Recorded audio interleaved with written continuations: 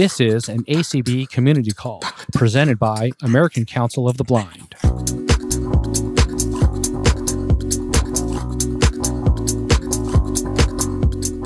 This Unmute Presents Education Series was hosted on Tuesday, December 13th, 2022.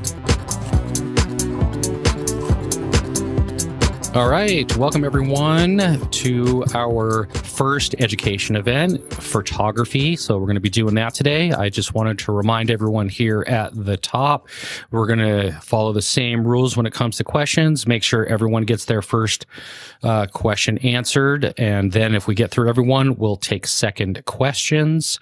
If you have any comments, questions, or you need to get a hold of us, you can email us at unmutepresents@gmail.com.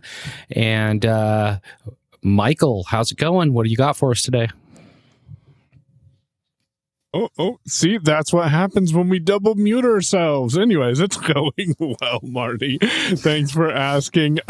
So we have, as Marty said, something a little bit different this time. And I believe we'll have an opportunity for questions and answers to be asked. However, I also have some new announcements to make. So firstly, let's get the elephant in the room out of the way. We have been podcasting a lot more content now. So we've almost tripled the amount of content that's coming out in the podcast feed. On last Thursday, we had a podcast that dropped between Marty and myself, and it was about 26 minutes long, talking about backing up and being able to back up your content and make sure that you are secure, as well as backup power solutions.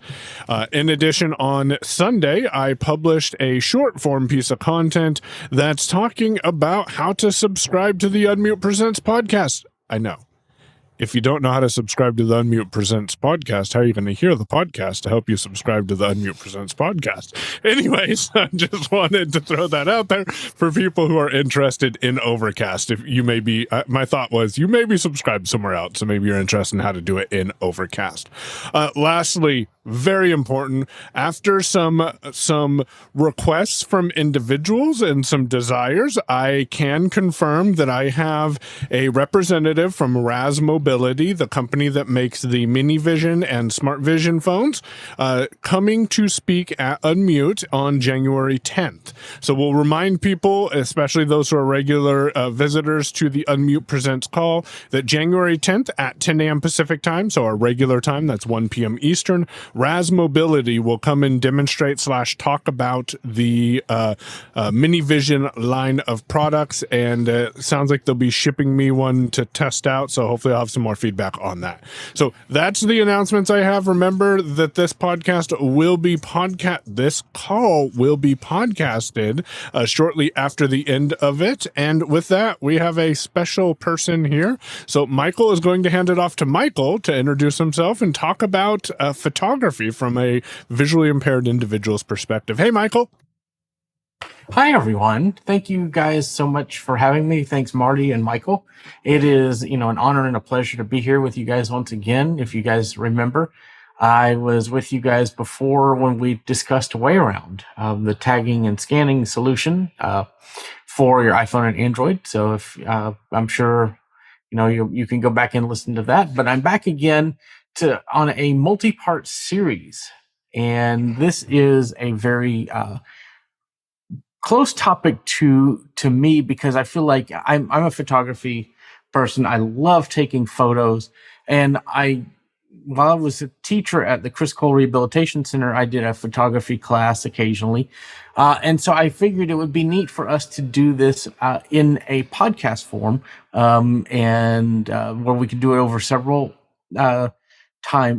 sessions. It won't be every week, but we'll do this occasionally to talk about photography. And a lot of people think, oh, okay, it's I have an iPhone, it's got a camera on it, I can use it to read things or use it with sighted assistance to see something or things like that. And most people think I don't want to take pictures because I can't see them. Well, the truth of the matter is that there are a lot of ways that you can enjoy photography, or you could use it to share it with your family. And today we're going to keep it simple. We'll go into more of the apps in a later session. We'll talk about a few things today, but the biggest thing that I want to talk about is the fundamentals, and I may open up the camera app with VoiceOver a little bit just to show that off. But the biggest thing, the most important thing, is to know that you can use the camera on your phone to take good pictures, and it doesn't matter if you have a little bit of vision, a lot of vision, no vision. It really makes no difference. We can all take great pictures with our phones. And that's, why we're here today.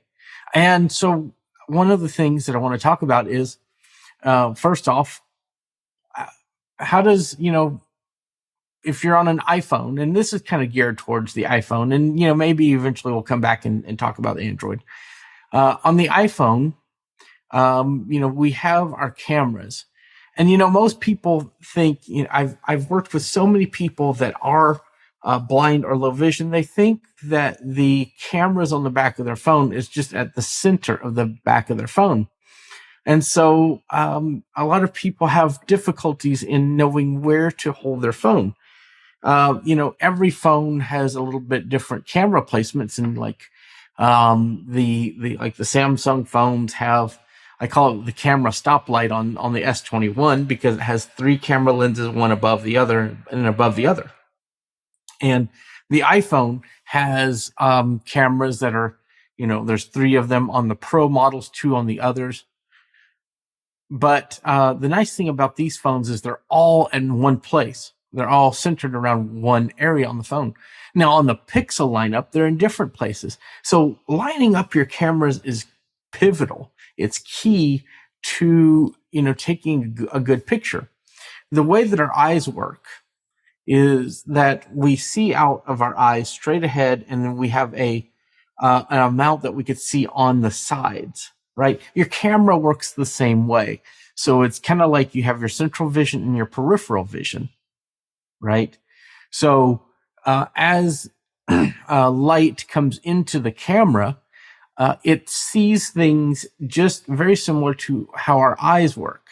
That's how we take videos, and that's how, all these things work. So when we take a picture, we're seeing what's, behind our phone, like as if they are eyes. So the one thing that happens is some people will hold their phone as if they're looking at the screen, or as if they're, in all different ways. And the biggest thing that I like to say is, when you're trying to take a good picture, you need to have your phone, you need to hold it parallel to what you're trying to take. So if we're out doing O&M and we're out getting trained on, we're crossing a street, you have parallel traffic that is in front of you. You hear the cars in front of your face. You want to hold your phone, in that kind of an angle where it's up and down. So where the lightning port is pointed towards the ground, and the volume buttons are pointed to the left, and your Siri button and things like that are pointed to the right. And that way, if you have the cameras pointed away from you, then you're going to take the better shot. Now, if you always change that based on how you're going to be, facing. Like if you have something on a desk, then you want to have the phone parallel to the desk, and then have it a few feet away. A lot of times other people think, I need to put the camera right up to the thing that I'm trying to take a picture of. And that doesn't work either. A lot of folks, including myself, are very used to the iPhone's camera app.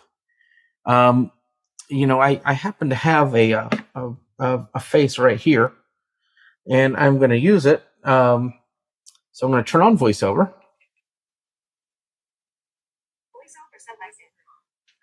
Austin, 74 degrees Fahrenheit. Mostly cloudy. Okay, so I'm on my home screen.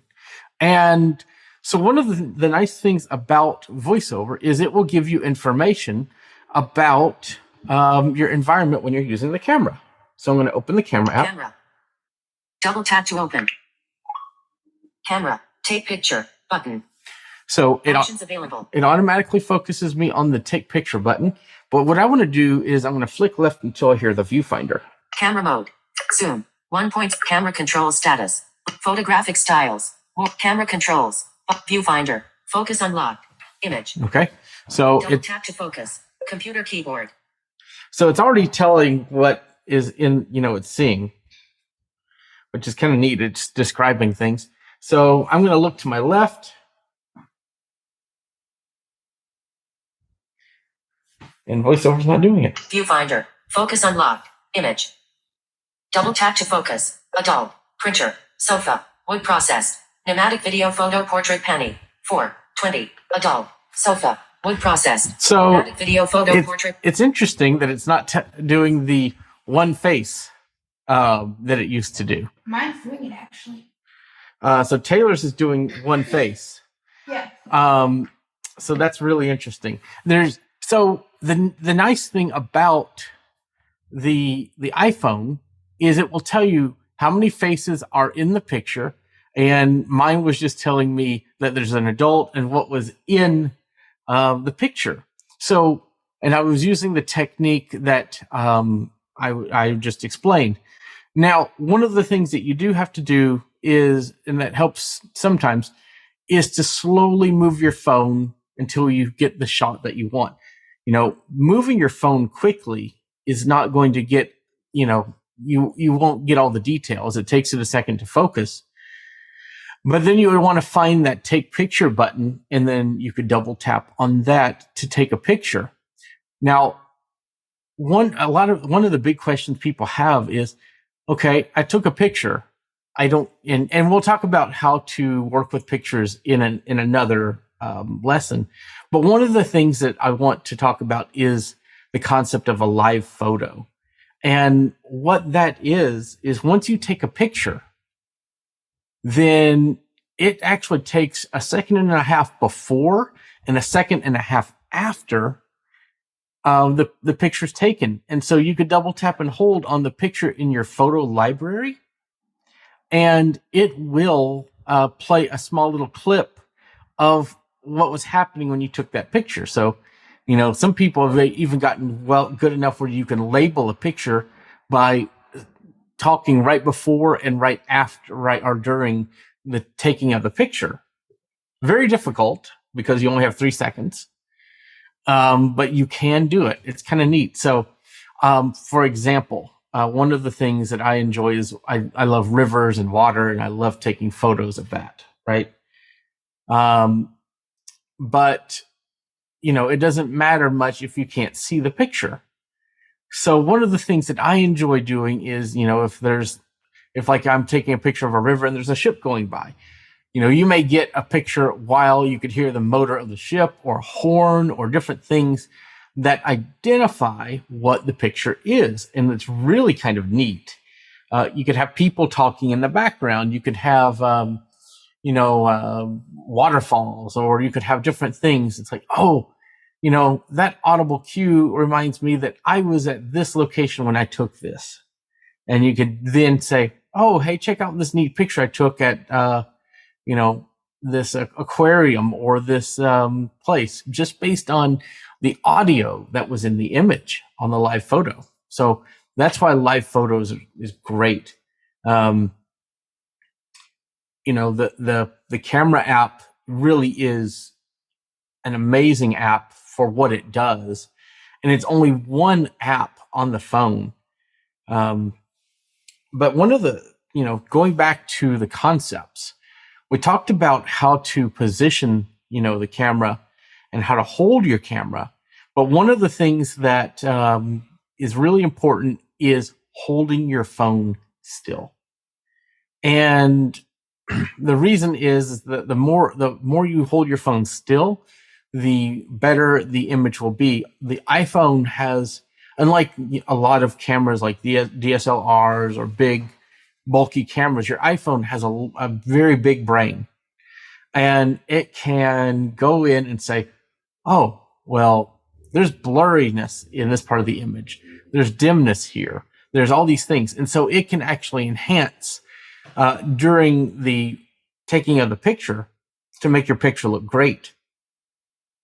Now, it also has settings where you can turn all of that off and do what's called shooting raw.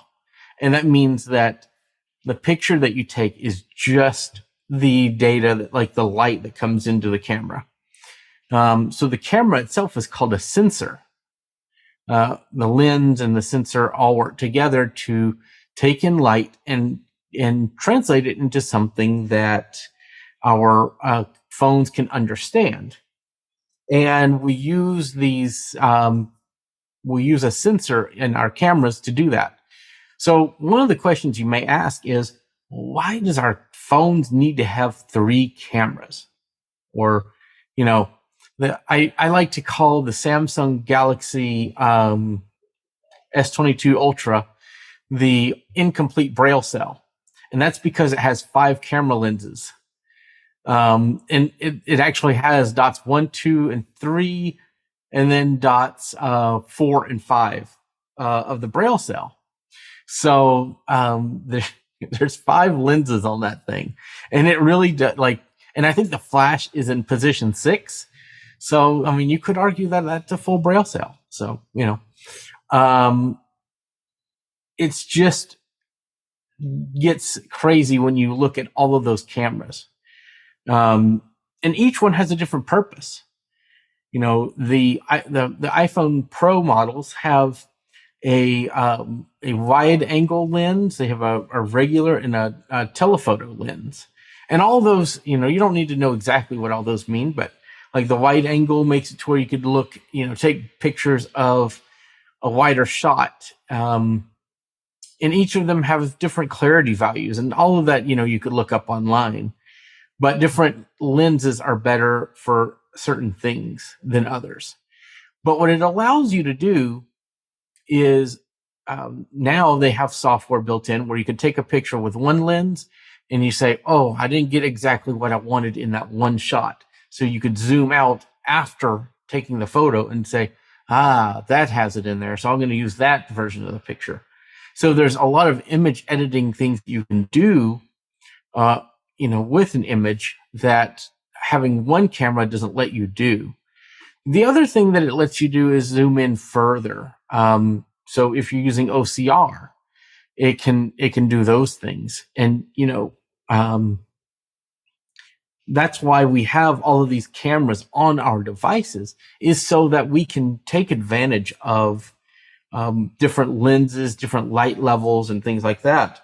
For example, and these things change all the time, certain lenses do not support night mode. And what that lets you do is, if you have something that it's really dark outside, you can take a picture and it will make it look really good at night. And the interesting thing about that is that it's Google Pixel does it, iPhone does it. I'm not sure about Samsung if they have that built in or not. But it just makes shots look great in low light. Each one does it a little different, but it all makes pictures look great instead of being blurry. Because that's always been, if it's really dark outside, it's hard to make a shot look great. So, those are some basic camera fundamentals. We have our, our basic, there's a lot of terms like aperture size, which means, the size of the lens where light levels can come in. We have, different stats there. But the biggest thing to really think about with cameras is, what is going to be the best camera that you can use at the time? I own a Canon Rebel T7i, which is a really nice, well, it's not really nice, but it's a good digital camera that has detachable lenses. And that's great. And I love that camera. It has a touch screen and all those things. It's completely inaccessible, of course. But you can, do some great shots with it. The problem with that camera is it's a huge camera that needs a camera bag, and you have to lug it around if you want to take it somewhere. With your iPhone, you have an accessible and affordable camera that you don't have to buy anything else with. And the iPhone camera, Apple does these shot on iPhone ads and things like that, where they show all these pictures or videos and things like that.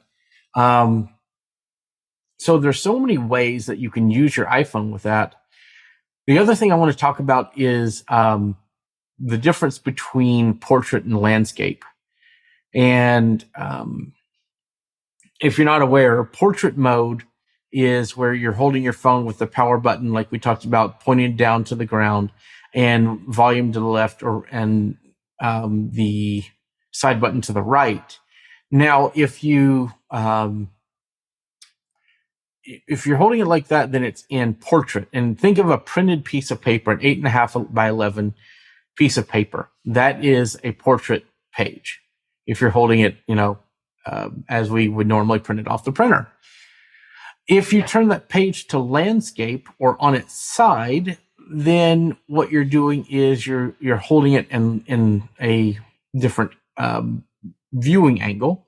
And we do that with our phones. We can turn our phones to landscape to watch a movie or take a video or any number of things there.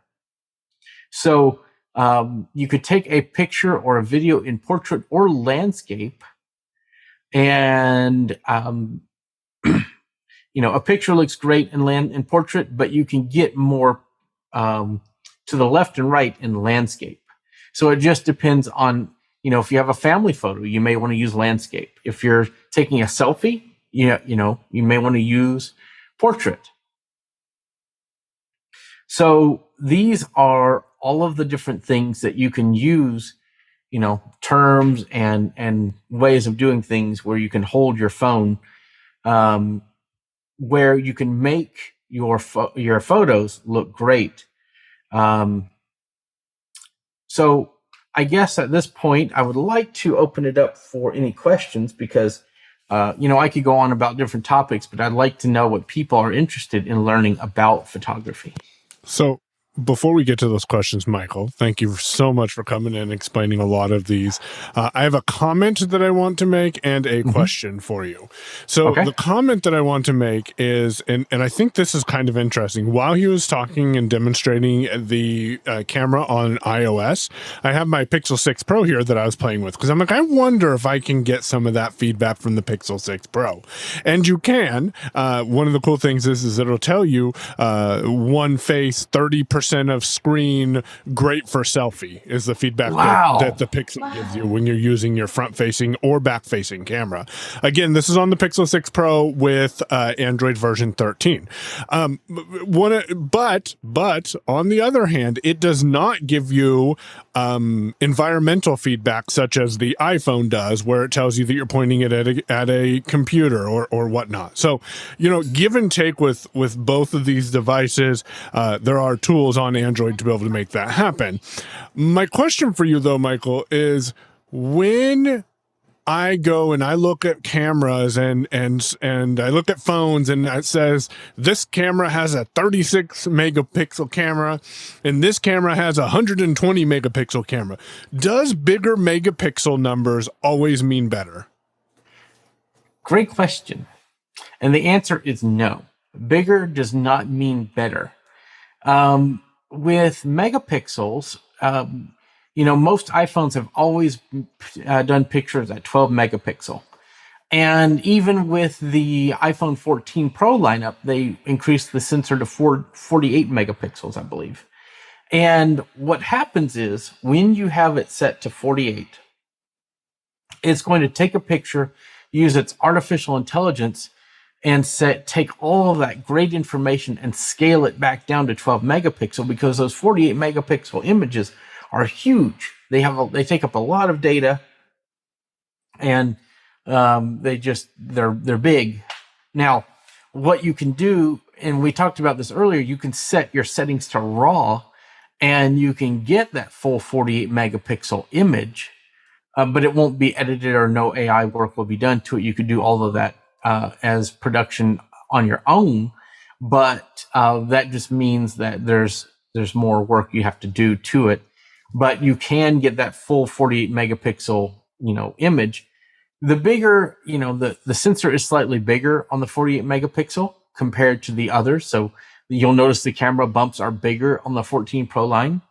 And so you do get more information than a 12 megapixel, but you may not get as good of an image in that space. So there's aperture size, light level, all of those things are keys to making a good image, not just your megapixel size. Kind of like on your computer when you say, well, I've got 16 gigs of DDR2. Well, I've got 8 gigs of DDR4. Which one's better? Well, there's, a lot of factors that go into there. The speed of the memory can balance out the amount of memory. So it just depends. There's and also comparing unified memory, like on the M1 chips, to, non-unified memory. They all have their trade-offs. So it's, again, kind of like music editing. What does what you're looking for? Certain lenses are better for night shots. Certain images, like I think the new iPhones, even their new lenses can take macro shots. And macro means, you'd think it mean big. But what it means is, if I take a macro picture, I'm taking a picture of a butterfly or a caterpillar or a flower, and I'm making it huge so that I could see it in detail, even though it's a tiny thing. We're making something small bigger, so we're macroing it. So there's, all of those things go into account when you're looking at lenses. And that's why it's better to have more lenses on a phone than to not. And, I love the camera on the iPhone SE. It's a great camera, but it's only one.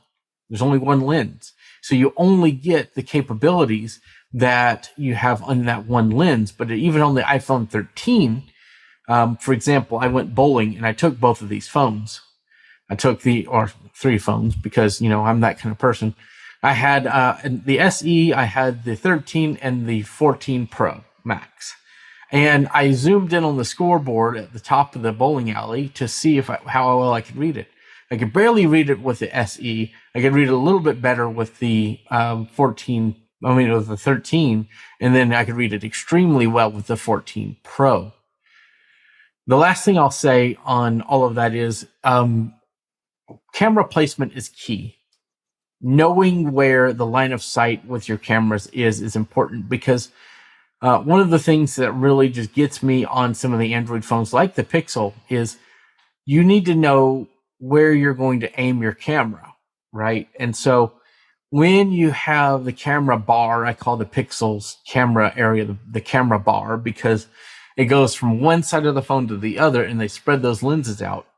You don't really know where that lens is pointing compared to other lenses. So it could be the left part of the phone, the middle part, or the right part of the phone. Whereas on the iPhones or the Samsungs, it's all in that one upper right area. So those are things to look at too when you're buying a phone, is where's the camera? Kind of like on the iPads, most of them, when you're using the camera, is if it's in landscape, it's off to the left. And the new iPads, it's on landscape in the center. So there's just so many camera placements. It's good to just Google, I have an iPad Pro. Where's my camera? That sort of thing. So, Michael, I wanted to jump in. I had a question for you as well.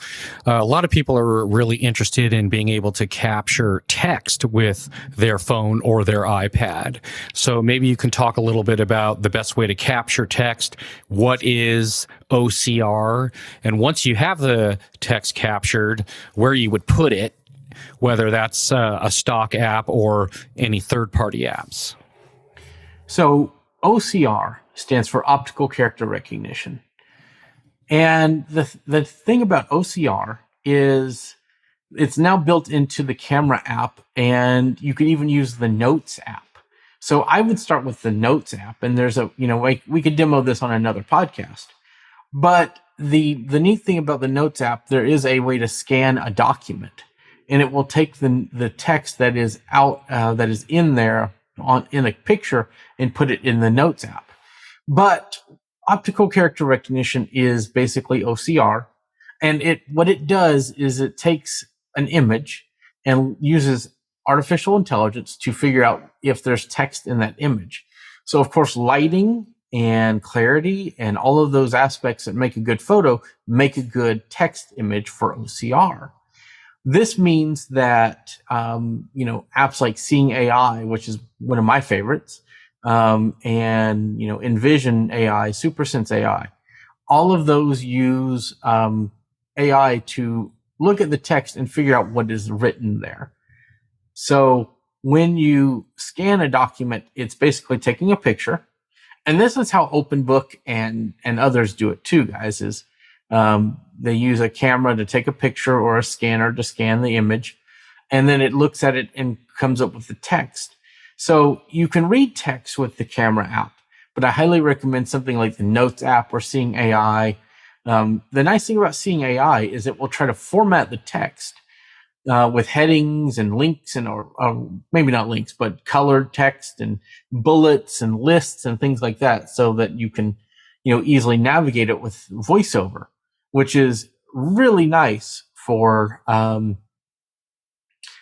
scanning text. For the best rules of thumb for scanning a document is we talked about having your camera parallel with whatever you're trying to capture. And you want to do that with this as well. And you want to have it about 1 foot to 1.5 feet away from the text you're trying to capture. The nice thing about Seeing AI is Document Mode and several others is that these apps will actually tell you if you have a page in view. So I highly recommend those. The Notes app can do certain things. It'll tell you text detected, things like that. But check out Seeing AI, and we'll go into OCR a little more in other lessons and things and talks. All right. I think we have a question, I believe, in Clubhouse. Chanel, do we want to see who's got a question in Clubhouse? Well, we can ask Andrea for that. I don't believe there are currently no hands in Zoom. But Andrea, who do we have in Clubhouse?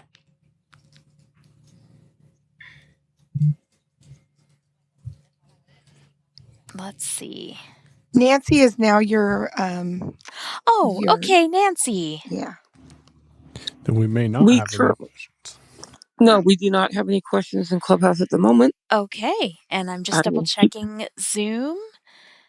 If anybody has any questions in Zoom, you can go ahead and raise your hands, and we can take some questions.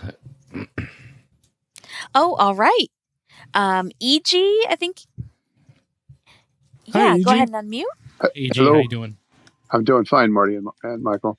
I had a real quick question. The speaker mentioned 3 different programs, Seeing AI, Envision AI, and I didn't quite catch the third one.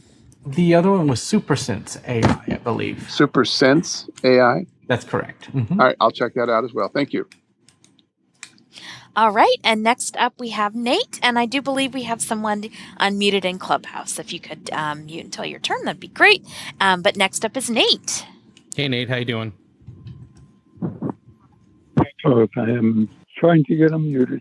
Okay, quick question. Where would you recommend to go to find step-by-step directions to take photos with an iPhone? Michael and Marty, you guys may know this, but there's a book, right? Is it through APH?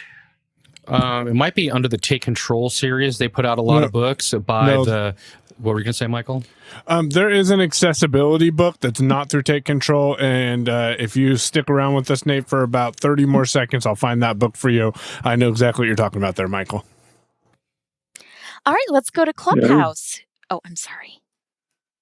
We do have a hand in Clubhouse now. Herbie. Hey, Herbie. Right. Hello.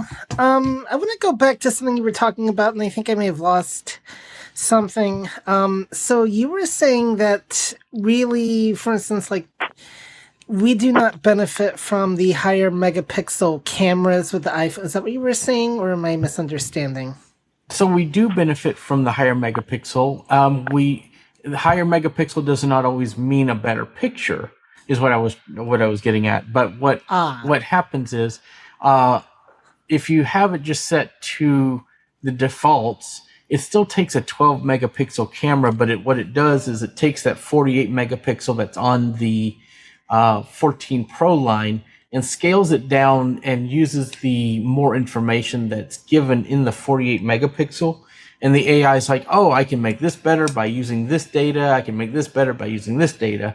And it makes a better picture at 12 megapixel, partly to save space, but partly because a 48 megapixel image, if you were just to put like the resolution in like for printing or just for editing would be huge.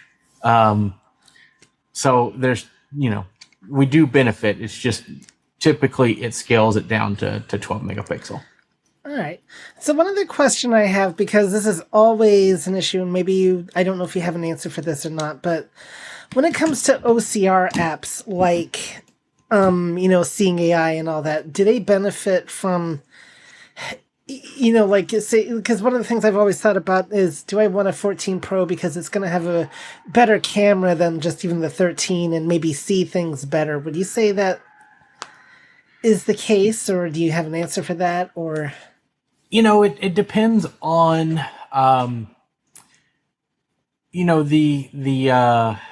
the way I look at it is any better main camera, like the 48 megapixel that's built in the 14 Pro, will definitely make those apps work better because they can take advantage of taking pictures in that.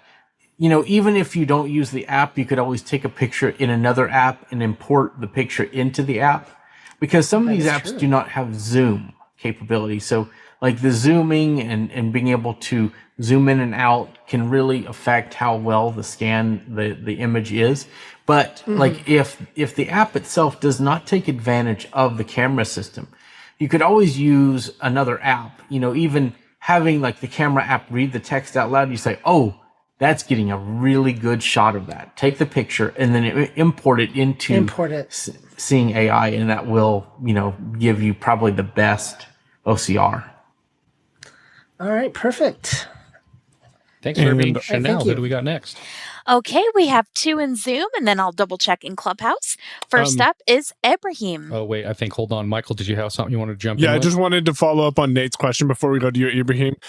So there was a book produced, and it's available at National Braille Press by Judy Dixon. The name of the book is Capturing and Sharing the World, Taking Photos and Videos with an iPhone. So that may be helpful for you as well. Again, available at National Braille Press. Thanks, Michael. All right, Chanel. Yes, Ibrahim, go ahead and ask your question, please. I wanted to know, when positioning your camera to an object, say you want to take a picture of an object, is your phone centered to that object, or are you centering your camera to the object? Great question. If your camera, because my camera is on the top right of my phone. Great question. You want to center the camera. So that means that, a lot of people will just try to center their iPhone with the picture, but with the object, but you want to think of it as the top right. And that's that's why I always say, like the Google Pixel later phones, they have it, that whole bar. So it's hard to know where to line up. But with the iPhones, you want to think of make a straight line with like mentally, or if you need to do it, with your hand, kind of take your hand from your camera and go to the object that you want. Make it a straight line. And then, usually if you're taking a picture of an object, about like the same for OCR, about a foot away, we'll get a good picture, a good shot. Because I always get confused when I think it's SuperSense tells you to put your phone in the middle of the page and then slowly lift it up. So I always put my phone in the middle of the page instead of where the camera should be in the middle of the page, if you get what I'm saying. Well, the reason why SuperSense tells you to do that is once you get to a certain distance away from the page, the whole page will be in the camera, the viewfinder anyway. So that will work for a page, but if you're looking at other objects or people, that's where it might differ. And even with a page, if it's an abnormal size of a page or different things, just use that other method as well. One thing I'll jump in here really quick. If you have a hard time keeping your phone steady while you're trying to scan text from a document, say, on a piece of paper or something like that, they make a plethora of different kinds of stands, and a lot of them have a way to have your phone so the camera is facing down and the screen's facing up, and then you don't have to hold the phone. You can then have the phone facing down at the table, and then you can take the paper and move that around in front of the camera until it sets up and gives you the perfect, spot to actually then grab and scan the text. So they make stands for iPads and iPhones in all different kinds of price points and stuff like that. It's something to think about having if you have a hard time keeping your phone steady. That would help a lot. Another thing that's really... Oh, go ahead. Sorry, I was just going to say that what also helps me keep my phone steady is instead of tapping the take a picture button, I use the volume up. Yes, exactly. That's what I was about to say, is that if you're taking a picture and you want to hold your hand steady, double tapping is going to move your phone a lot. And so pressing that volume up or volume down keys will take a picture pretty quick. Another thing, and this is a little bit geeky, a little bit on the nerd side, but there is if you go into the Shortcuts app, if you go to the gallery, you could do a search for the shortcut called Say Cheese.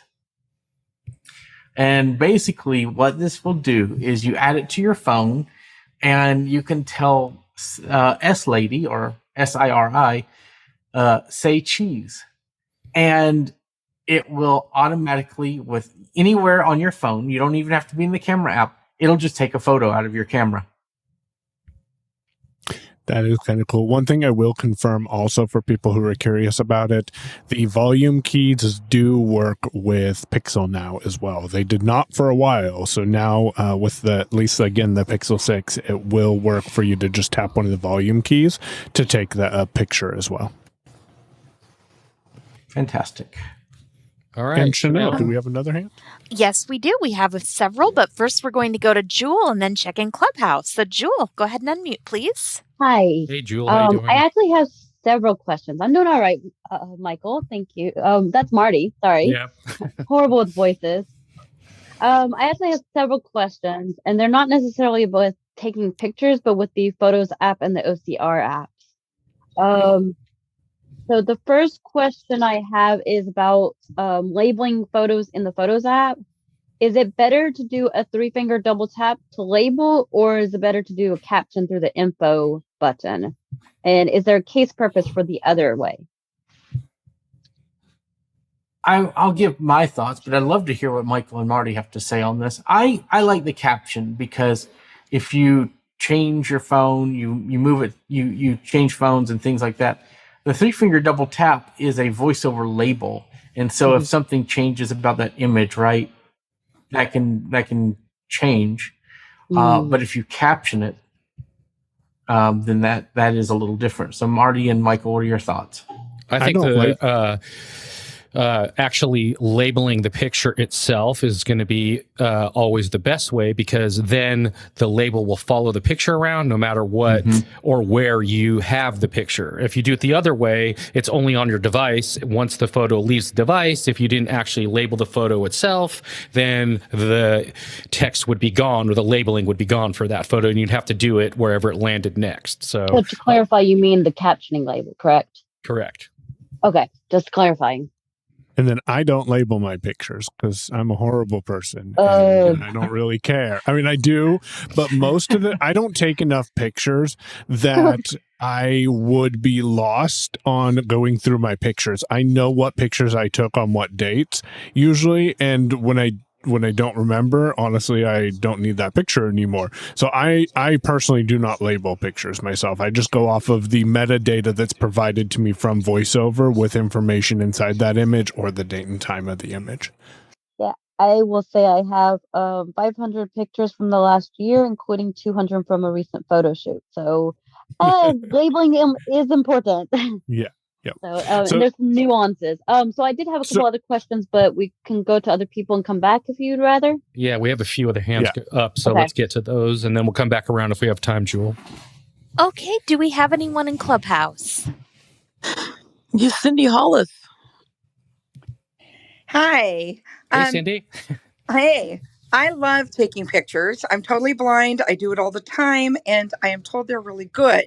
I wanted to offer a suggestion for taking photos. If you have access to Ira, which most of us do, at least for free, it might be minimal for those that aren't paying for the service, once every 24 hours, I think it is, or once every 48 hours. I don't know. It's changed. But anyway, having them help you take the picture will give you some ideas on where to move your hand, how far, distance-wise, tilting, all.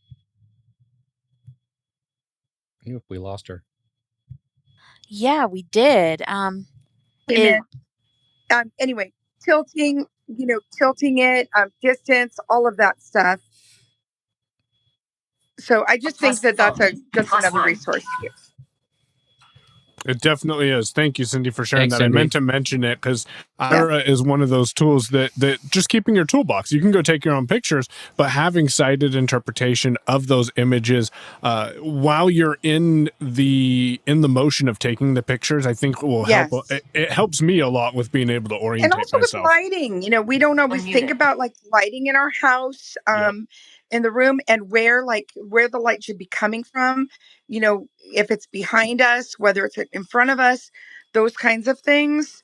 That's really once you start learning that from them, you'll pick up on it and you'll go, oh, well, it's not giving me the information I want. Oh, maybe I should turn the light on. So, all right. Thank you. And Cindy, I want to mention that is really good advice. That having Ira help is a really good way to, get a good picture, and they are really good at taking good photos. I don't know how much control over all of the cameras on your phone they have, so that is one thing to keep in mind as well. So if anybody knows if they can use like all three cameras, that would be really good information to know. There are some apps, third-party apps there are some third-party apps that allow you to use all three cameras. I believe one of them is called Filmic, and you can actually use each one of the cameras in a different way separately and individually. So, it costs a little money for it, but it really enhances what you can do with all three cameras. But some apps just like certain OCR apps just use the one camera. Like you can't zoom in or out using the other two cameras if you have that system. So that's one thing to, one thing that's neat about seeing AI and other apps that use LiDAR is you could actually get a good determination about how far away from an object you are using that LiDAR with seeing AI and other apps. So that's also a really, if I need to be a foot away, then you can use that to determine that. All right. Chanel. Yes. Okay. Next up, we have Nora. Nora, you may unmute. Hey, Nora. How you doing? Doing great. Hi. Yeah. My question is, I have an iPad 16.1.1, a new iPad, and I have a camera, and I'm wondering if I want to take a picture of a document, like, say, a notice from the management where I live. How far, or any object without any writing, how far distance can I take a picture with the camera? I would say about a foot. Oh, okay. I just wondered. Thank you very much. Yeah, no problem. Foot to a foot and a half. Okay, thank you. Yep. All right, Chanel. Okay, next up we have Okay, thank you. Anthony.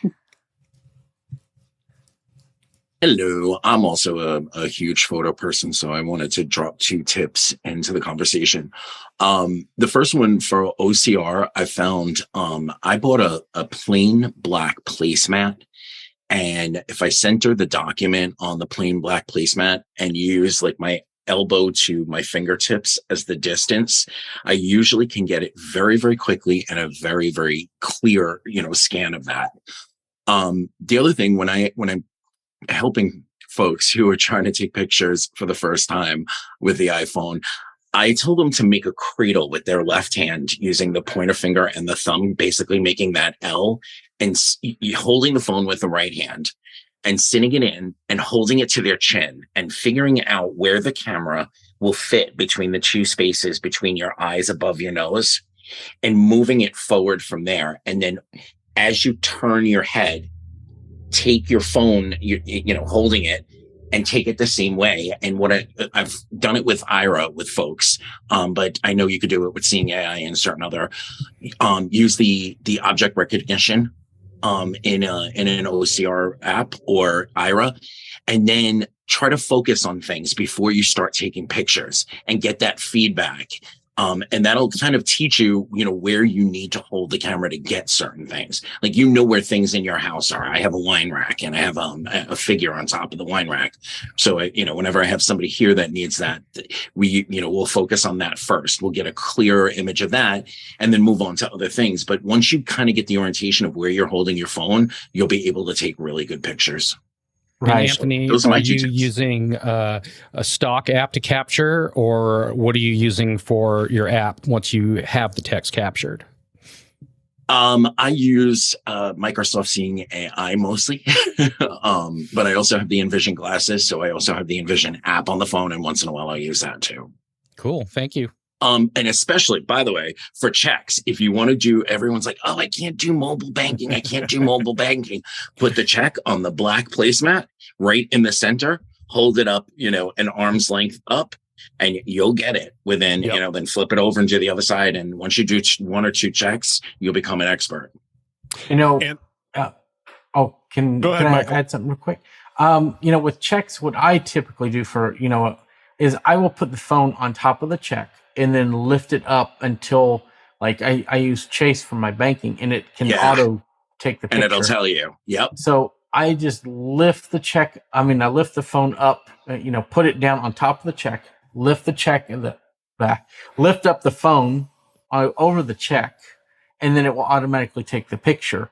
When another thing that I do as a tip for me, I'm low vision, so I will use my phone to take pictures. But what I do is I put the camera basically where my right eye is, where my good eye, and that's the same side of the phone, the iPhone. So I put the camera about where my eye is, and then, I may lift up a little bit to see the screen. But if you put, make it to where you're like looking through the camera, like where your eye is, where like the phone's in front of your eye, then you're going to get a pretty good shot if you're looking in the direction where you where the object is. So that's another way, make it to where your phone moves with your head if you move your phone around to find something. Yes. All right, we're running a little bit close on time, so let's try and get these last couple of questions answered real quick. Yes. Did we have anyone else in Clubhouse? Not right now. Okay, so let's go ahead and go to Jane Suh. Hi. For me, can somebody explain how does my iPhone work now with supposedly you can use your iPhone camera as your, what is it? Web cam thingy? Continuity cam. Yeah. Whatever that's. Yeah. So the way that works, and it's really neat, is that you can use a stand. Belkin makes one, and you attach it to the top of your computer, to your top of your Mac. This is a Mac only feature. There's other apps that make this work with Windows. I don't know what they are off the top of my head, but built into Mac, you can clip your phone to the top of your computer and your phone will just show up as a device that you could pick from in Zoom, supposedly, or any of these apps. Mm-hmm.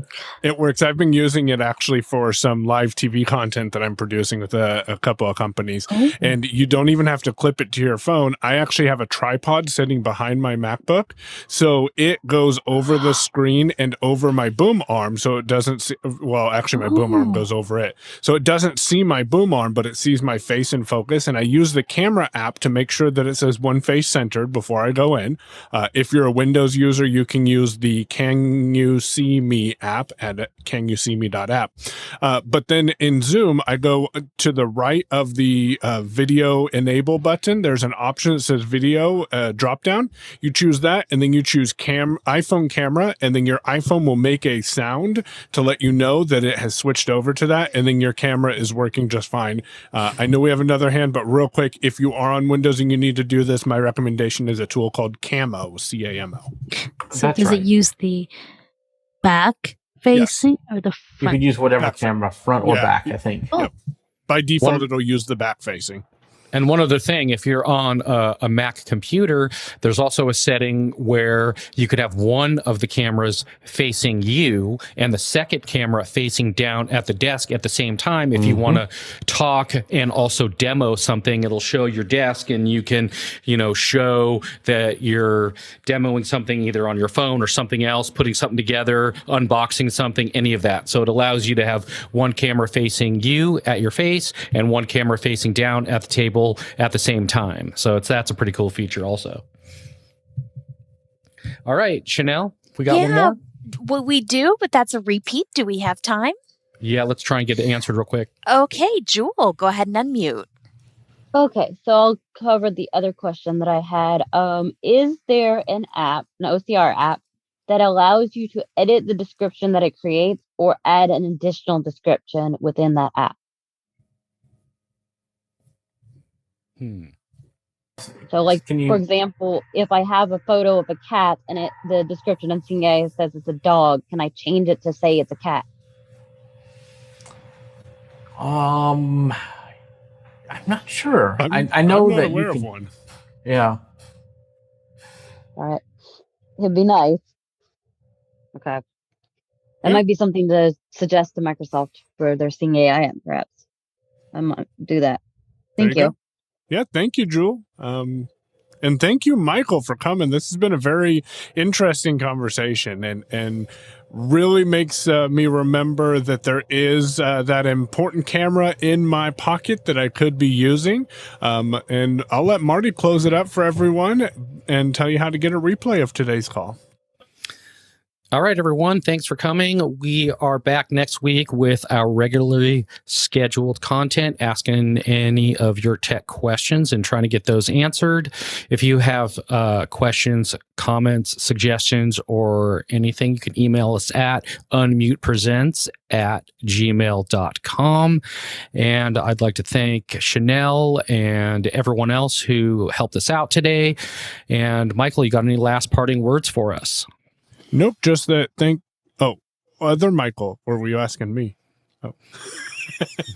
No, I don't have any parting words. Thank you for joining us again, Michael. And if you guys missed anything or you want to go back and listen to the replay, it'll be on the Unmute Presents podcast feed here within about an hour. Thanks, Michael Doise, for coming out. We really appreciate you today. And everyone else, have a great week. And we'll see you back here next week, same time, same place. And have a great week, everybody.